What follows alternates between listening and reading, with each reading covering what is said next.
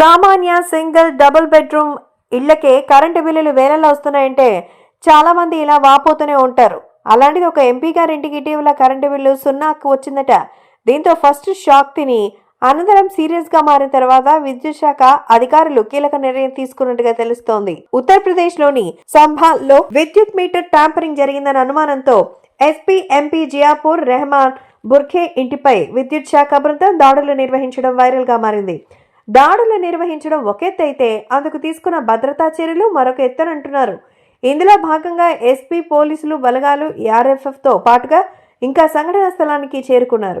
ఈ సమయంలో పోలీసుల కవాతుకు సంబంధించిన వీడియో వైరల్ గా మారింది. ఈ రకంగా ఎంపీ ఇంటికి చేరుకున్నటువంటి విద్యుత్ శాఖ సిబ్బంది కనెక్షన్స్ కి మీటర్ కి లక్షణాలను క్షుణ్ణంగా పరిశీలించారు. దానికి కారణం ఎంపీ నివాసానికి సంబంధించి కరెంటు బిల్లు సున్నా రావడమేనని అంటున్నారు.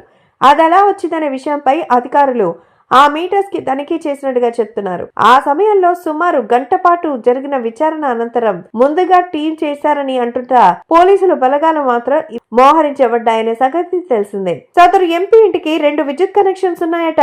ఇవి ఒక్కొక్కటి 4 కిలోవాట్ల కెపాసిటీ కలిగింది. అయితే ఇందులో ఒక మీటరు సుమారు 5 నెలలు, మరో మీటరు 7 నెలల పాటు స్విచ్ ఆఫ్ లో ఉన్నట్టుగా అధికారులు గుర్తించారంట.